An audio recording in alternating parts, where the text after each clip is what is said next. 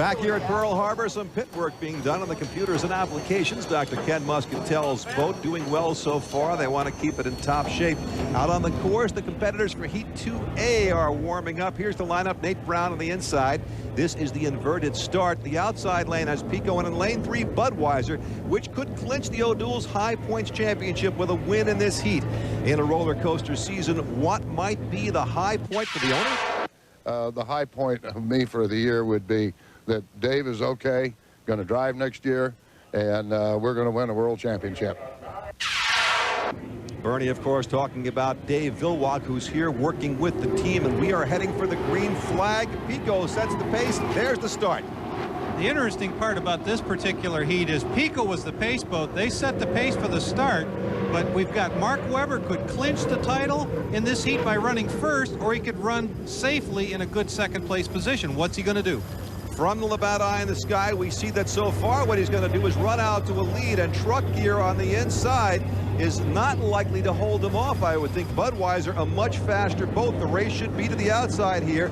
On the right of your screen toward the center, the red boat Budweiser, and then to the left of that, the blue boat Pico. Budweiser still holding it. Bud's got position going into the Pearl City turn, and he went wide in that corner. Did you notice he kind of got really close? He ignored the buoys a little bit and went wide, forcing the Pico out a little bit. He's running the boat very conservative but very fast. A little bit of canard, but not much. On board with Mark Webber, we see nothing but clear water ahead of him, and it looks very smooth. I think he's made the decision. He's going to go for the win in this heat, even though he's being pressed real hard by Mark Evans, and the Pico back up in his hip again. Evans doing a terrific job of driving that boat, as he always does. Look how tight they are from the Labatt Eye in the Sky, but again, around that wide turn now, Webber starts to open up a bit of a lead. The Budweiser's got real good acceleration off these turns, lacking a little bit of top end, but Mark Webber definitely has got the bit in his teeth now, and he wants to put this championship away. He wants to win this heat. Truck Gear has fallen back into third, and Deja Vu with Steve David is trailing in fourth place. Once again, we get aboard in the cockpit with Mark Webber. He's got that boat running just great. And he's got the canard in the lifting position. He's out front, remember, so he's got the good water.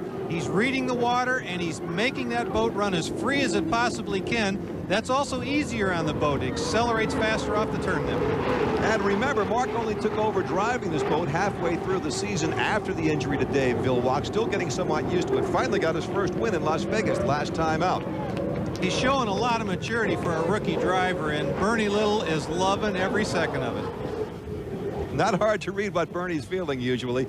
Reading the Zodiac lap timer, 157 miles an hour. The average lap speed is the same for Pico as it is for Budweiser. And remember, that's an average lap speed. Down these straightaways, we're talking about 200 miles an hour. Mark Evans has dropped back a little bit, but you kind of got to feel a little bit for Mark Evans. He went through a bad blowover yesterday, and he's trying to get his sea legs back again because he's got to get ready for the final. What Mark Webber is doing right now is wrapping up the O'Doul's High Points Championship for Team Budweiser by winning Heat 2A. Look at that very happy Bernie Little. I can't tell you the pressure that's off of this team now. They've won the championship off this young driver, Mark Webber, this rookie driver, but it's so important, a whole year's worth of work to finally get to this point.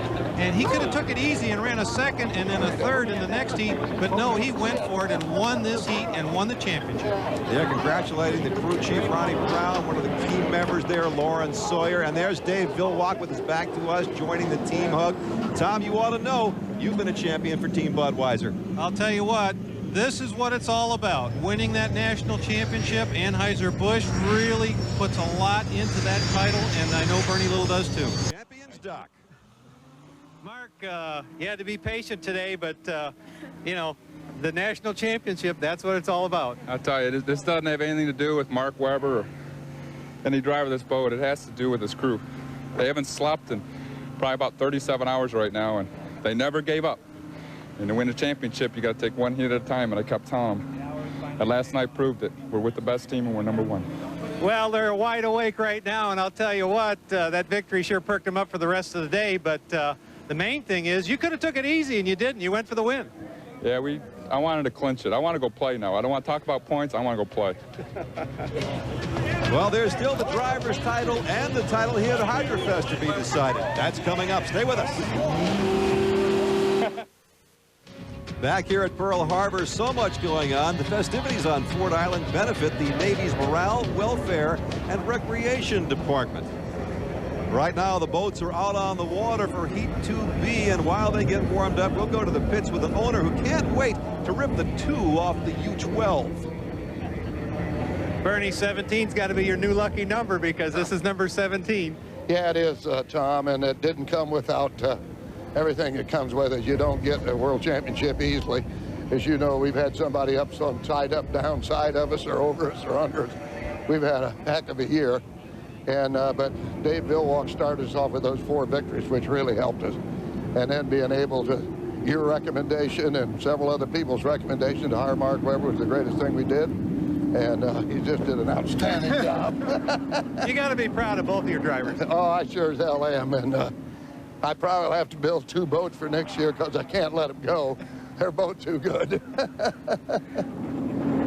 By the way, that was Dave Vilwalk playing the part of the Kissing Bandit. Here is the lineup for Heat 2B, an inverted start, so Mark Tate's on the outside, close call. Appy and Geronimo with Mitch Evans inside, qualified 4th on 162.5 miles an hour, just a tick behind Budweiser as they get the green flag. Mark Tate is the pace boat in this particular heat. Boy, he got a flying start. Mitch Evans driving Bob Fendler and Jerry Rice's Appy and Geronimo's on the inside. They qualified real strong. They've got a good shot at running first in this heat because of lane position.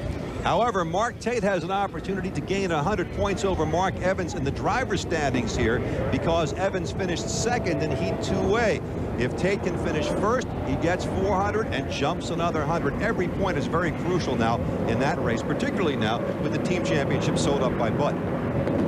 Mark Tate, I'm sure, is thinking about that championship, but he's also thinking about the great ride he's got with this close call boat. It is making these corners just beautiful. As we watch Mitch Evans and Appy and Geronimo try to maintain contact, let's find out from Mark Tate about his high point for this Unlimited Hydro season. I guess the high point is that at this point here in Honolulu, we're the #1 qualifier, and we kind of control our own destiny for this race, and maybe we can hit into season and the year and an 8-year run with Mr. Boomer on a high point by winning this event. If he is able to win this event, it'll be the 4th time that Mark has won the Drivers' Championship. Only 3 other drivers have done that. The famed Bill Muncy, the famed Dean Chenoweth, and the famed Chip Hanauer. Close call and the Appy and Geronimo. Of course, this is a very smooth race course because of the salt water and the protected area here at Pearl Harbor, but they've got the boats running just absolutely like they're on a rail. Jerry Rise obviously very interested in looking at his boat.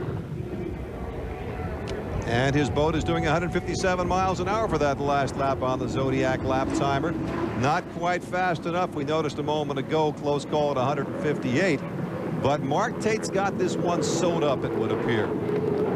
Jim Lucero has this boat dialed in just perfectly and just tipping-toeing around the corners. It's sliding beautiful. They've got the skid fin depth just set right.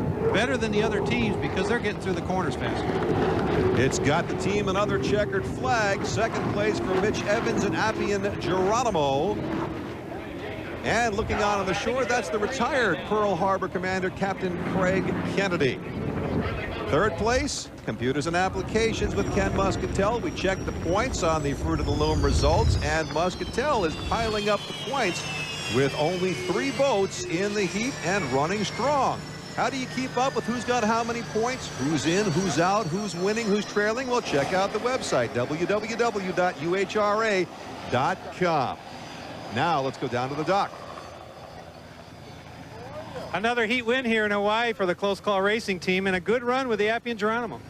Yeah, Appian was running pretty strong there. You know, they qualified about 162, so we were a little nervous this heat starting out there in lane 3 outside of them. But, you know, I can't complain with the way the close call boat ran, and we're pleased with it. Maybe we get another easy heat draw the 3rd heat.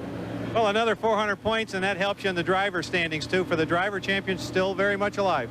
Yeah, it is. Still a long day, 2 heats of racing, and, you know, we'll see what happens. You know, Pico guys are running extremely well down there. They just had a good race with the Miss Budweiser, so it'll be a lot of fun. As we said, if Mark gets the 4th Drivers' Championship, that will put him in an elite group. But if Steve Woomer does leave the sport, Mark is going to have one question on his mind, the same question this young man has. Now where do I go? Stand up. Stand up on foot.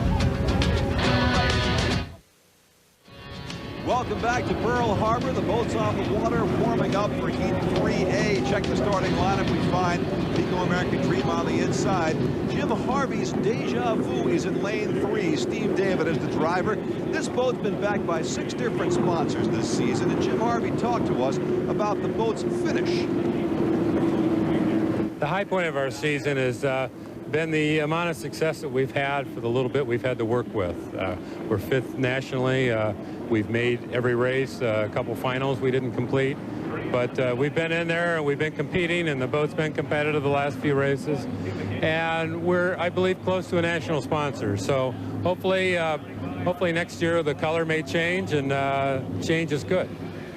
And we'll see how competitive the boat can be in this Heat 3A as the boats get the green flag.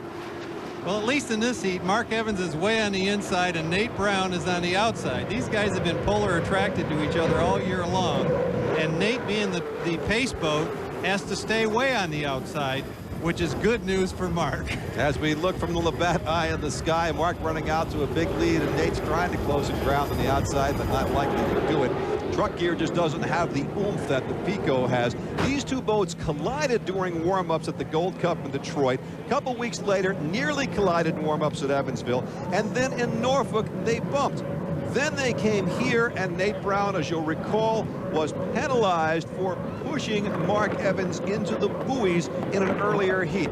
You want to see if they can stay away from each other. Well, Mark Evans doing a good job of that right now. He's way out in front. One of the teams that's absent from this Hawaii event is the DeWalt team. They made every race this season but this one. They lost their sponsorship and they're not here. Two of the boats that are here right in the middle of your screen in a very tight race for second place. Truck gear on the left and Steve David and Deja Vu on the right. Now it's hard to tell because they're sponsor to sponsor. Nate Brown now taking a slight lead over Steve David and Deja Vu. Around the turn, now Nate Brown begins to open up some space, and the rooster tail we saw coming back in the back was the boat of Dr. Ken Muscatel. 152 miles an hour on the Zodiac lap timer, the average speed for Mark Evans and Pico American Dream, as he's got a big lead here. You know, DeWalt Tools is not the only boat that is not here. Mike Jones' team, for instance, way back in the standings, decided not to make the trip, though Mike himself is here as a spectator. And earlier, because the original Pico boat, the #1 boat for this race, broke up, this backup boat was put into play, and therefore Rick Christensen was knocked out as a driver, didn't have a boat anymore. And because of the small number of boats here in Hawaii, that gives Dr. Ken Muscatel and his computers and applications a chance to pile up some points, and they can make the final. 151 miles an hour, the average lap speed for Nate Brown and Truck Gear that last lap. Not only is Dr. Ken Muscatel on track to make the final right now, he's on track to be in the front row. Did we hear Bob Uecker watching somewhere? 147 lap speed there for Deja Vu. One of the problems that Nate Brown in the truck gear is going to have is because he got the disqualification in that first heat, he really needs to rack up the points. Otherwise, he's going to be the trailer boat in the final. And a bigger problem might be Steve Woomer owns this boat. And if Steve Woomer gets out of the sport, Nate Brown's going to be looking for a ride.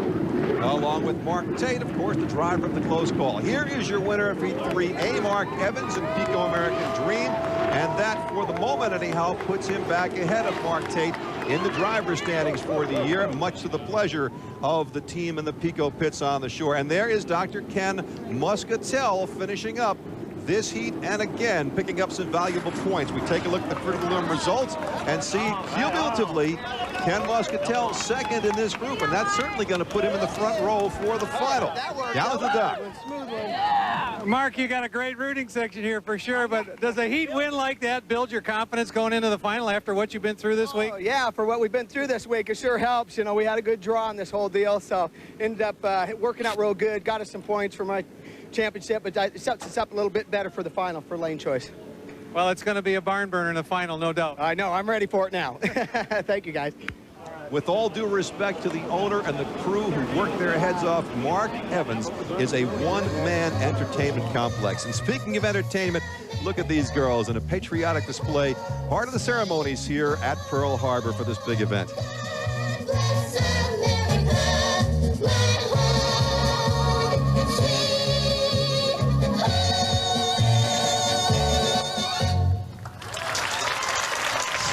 U1 means championship team, and it's back on the Bud trailer. Heat 3B's next. Welcome back to Pearl Harbor for the final race of the 1997 Jasper Unlimited Hydro Tour presented by Las Vegas. The boat's on the water for Heat 3B. Here is the lineup. 3 of the top 4 qualifiers in close call, Miss Budweiser and the Appian Geronimo. And the co-owner of the Appian Geronimo, Jerry Rice, has some big plans for next year. Fred Leland and I have talked several times about possibly buying one of his boats that's a proven winner. If we don't do that, we'll build a new boat, and then next year we'll have a dyno program, so we know our engines and fuel controls are set properly. We'll have a new boat to go racing, and we're planning on running the whole circuit. So Bob Fendler, who owns the U19, will look for a new sponsor, and Jerry Rice will get himself another boat. Here is the green flag now for Heat 3B. This is a great start, very even, all boats 3 abreast.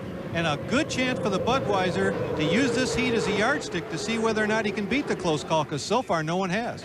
Budweiser and Mark Webber can also do Mark Evans and the Pico team a favor by beating Mark Tate and the close call. In an earlier heat, Budweiser knocked off Mark Evans and therefore cost him 100 points toward the Drivers' Championship. If he'd return the favor here, he would move Evans and Tate within 60 points of each other. Look how close these are, better than 60 points. Oh, they're side by side. What a beautiful race this is. Budweiser a little bit wide through that corner, but they've got the acceleration where close call has the top end. Close call jumped out to a lead there briefly. Budweiser came roaring right back. Around the corner they go, and Mark Tate this time taking advantage of the inside lane. This is exactly what both drivers wanted. They wanted to measure themselves against each other before the final, and this is a great opportunity for it and a great opportunity for the fans. There are some people who would look at this and say, hey, Mark Webber, what do you have to gain here? Your team's already won the championship. You can't win the individual driving championship, but still, there's a lot of pride involved, isn't there? Absolutely a lot of pride, and self-pride it is, because Mark Webber wants to win this race, and he has to beat this boat to do it. Doesn't look like he's going to be able to. Close call running out to the lead. It's worth noting that even if Budweiser were able to win this heat, it would still be in lane 3 for the final because of the way the points will add up. Now, one more run by Mark Webber. Can he close the gap around this turn? He's dropping back a little bit. Mark Tate is running a little bit on the wide side, but Mark Tate just did a blistering 162-mile-an-hour lap, and that's the fastest that anybody's run here. 158 miles an hour is what the Zodiac lap timer shows for Budweiser. The average speed in that lap, 4 miles an hour difference. And look at that change now in the lead. Well, what happens when the lead boat is pulling away like that? You end up getting in the wake of the boat that's in front of you, and it pushes you wider and wider, and your speeds go slower and slower. There it is again, 162 miles an hour for close call. He is on a record pace. In third place, way back now at 143, is Mitch Evans in the Appian Geronimo. They still got to be happy, though. That's the best this team has run all season, except for the Gold Cup when they ran a distant second. But they're in it for the long haul. We heard Jerry Rice say that next year, bigger and better things. Bigger, better things right now for Mark Tate and close call. This boat is taking the checkered flag for Heat 3B, and a perfect day so far. 3 heats, 3 wins for Mark Tate and close call, and that means 1,200 points for him toward the Drivers' Championship. He maintains the lead over Mark Evans. Third place, brother of Mark, Mitch Evans. Vertical results show you Budweiser has picked up 1,000 and indeed will be in lane 3 for the final, and Appian Geronimo with 750 will find itself in lane 4. Let's go down to the dock now and talk with the so far perfect driver, Mark Tate. Great race there with Mark Webber. It's got to give you a lot of confidence for the final. Well, we're definitely going to have lane 1 for the final, and you know, we'll just have to see what Pico has. Looks like that they'll start in lane 2 and Bud will be in lane 3, but it's a boat race, Tom. As you know yourself, a lot of things can happen. Well, you've had a good weekend, though. Top qualifier, and you've got 3 perfect first-place finishes. Just one more to go, and Steve Woomer and you guys are going to have a victory. Well, I sure hope you're right, Tom. You know, the close call boat has been running real well all weekend. The best it's ran all year, and I just think the big turns are kind of painted in our favor, where it's not setting our boat off and having some of the problems we had earlier in the year. And, you know, this might be my last hurrah on Mr. Woomer, so it looks like we're going to try and do it for him. It's time for Alamo and the other Unlimited Lights to go racing for the championship here at Pearl Harbor. And Alamo is in the outside lane here. Bo Scheid, of course, the driver. Then George Stratton, who has won a couple of events in a row, is next to him. There's the green flag. Here they go. Phil Bonancini and the pocket mechanic didn't make the start. He couldn't get the boat on plane, but we've got a great race with George Stratton on the inside and Bo Scheid on the outside. Again, Bo Scheid does not need the points for the overall championship, but he'd like to wind up the season as the winner here. George Stratton, on the other hand, having won 2 in a row, would like to make it 3 and say, okay, Bo, you got the title, but I owned you toward the end of the season. Here's Wildfire, and Stratton indeed is the leader. Stratton is the leader. These boats are a little bit smaller than the Unlimiteds, obviously. They're about 2,000 pounds, which is only a third of the weight of the Unlimiteds. But they still have all the same safety stuff, the enclosed cockpits, the air systems, and Bo is working the canard with his left foot, and his throttle is planted on the gas pedal. And he is even so watching the rooster tail of George Stratton out through the cockpit. The course here is shorter than for the Unlimiteds. It's 1 mile and 2/3 around. They do 3 laps for the championship, and the boats do go over 100 miles an hour. Well, with the large corners here, they can run well over 100 miles an hour. These boats are capable of probably touching near 120 average on a course like this. One of the things that's been plaguing the Alamo team, though, is they've broken a couple of their good propellers, and they're using their 3rd best propeller now, which is showing on the race course. A 2-boat race for the championship here. On the inside, still George Stratton bouncing along. And here in 3rd place is Randy Haas out of Toledo, Ohio, driving Miss Leroy. He has done some very strong racing this year. We mentioned Phil Bonancini is out. Dennis Macy was also here to race in his Menace Racing, but went out with a damaged engine after the opening heat. Boy, George Stratton's got everything going his way now. He's got Bo Scheid just where he wants him. He's stretching his lead. He just can't wait now for that checkered flag and making it 3 in a row. Stratton is the guy who in Kelowna, British Columbia, at the end of a heat, went 360 degrees upside down and back, landed upright, and drove back into the dock with minor damage to the boat and very little damage to him. Well, this is kind of the battle of the builders, too, because we've got a Ron Jones hull leading this race and a Jamie Auld hull running in 2nd place. These guys have been going at it tooth and nail all year long, and I'll guarantee you the builders of these things are smiling. Well, they're certainly smiling now in the Wildfire camp. George Stratton out of Las Vegas takes the championship here. That's 3 wins in a row, defeating Bo Scheid out of Fort Lauderdale.